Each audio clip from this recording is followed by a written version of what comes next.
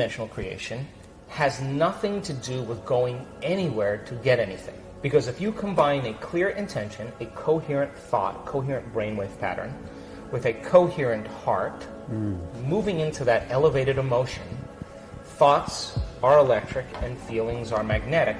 The magnetism of this center becomes the energy. The intention is carried on that energy.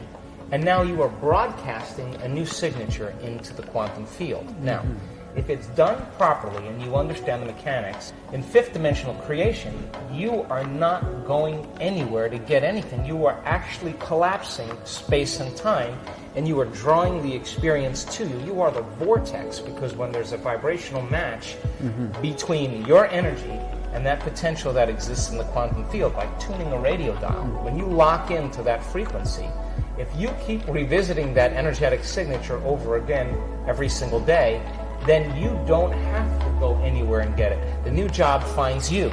The new house actually finds you. The new relationship finds you, because you are the vortex that's drawing the experience to you. So, if you're truly in the creative process, my definition of creation is when I forget about me. I become nobody, no one, no thing, nowhere, and no time. I become pure consciousness. And the moment I reach that elegant moment of the generous present moment, all possibilities in the quantum field exist truly when our brain and body are in the present moment. Getting there is the work. So then, most people then create reality from what we call three-dimensional creation. Well, they're matter trying to change matter, and if I'm going to get a good job, I'm going to do 100 applications and go on, 10 different, 20 different interviews, and then it's going to take me 3 months to get a job. I may not even like that job, but I got a job. You want a new sperm donor, you want a new partner, you want a new specimen, you want somebody to live your life with. Right. Then you're going to go on Match.com, you're going to spend 2 hours. It's going to take time in three-dimensional reality, because time is defined by us moving through space. And in this dimension, there's way more space than anything else. So we experience time as we take matter through space. That's how people create. You buy the house, 30-year mortgage, you pay it off into yours. It takes time to do that.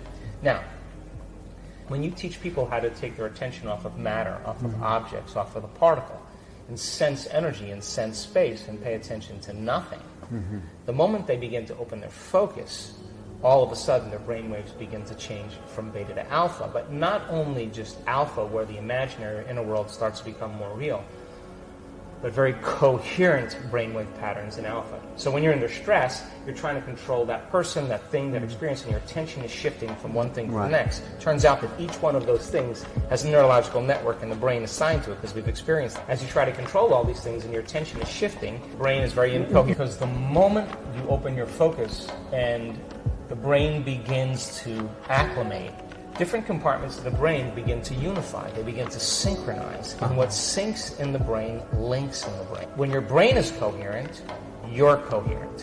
When your brain is incoherent, you are incoherent. So we've measured this thousands of times. There'll come a moment in our work during a retreat, as an example, by the third day or so, we'll see very large areas of the brain, huge areas, begin to synchronize together. Then we'll see the left side of the brain talk to the right side of the brain. We'll see the front part of the brain talk to the back part. You see this kind of whole brain state start to take. See it every time. You walk around and look at that person, and you will see tears of joy running down their face. They feel so whole. They feel so complete that it's impossible to want. How can you want when you're whole? And that's the moment the magic happens. We see a strip chart, we're measuring someone's brain, and all of a sudden we just see this brrrr, and then there'll be a pause. And then 10 minutes later, brrrr, and we know that's downloads. The person is having epiphanies. They're having downloads. They're getting it from the field. Systems tuning in. We're getting raw information that's beyond our senses. The nervous system really is the superconductor of consciousness.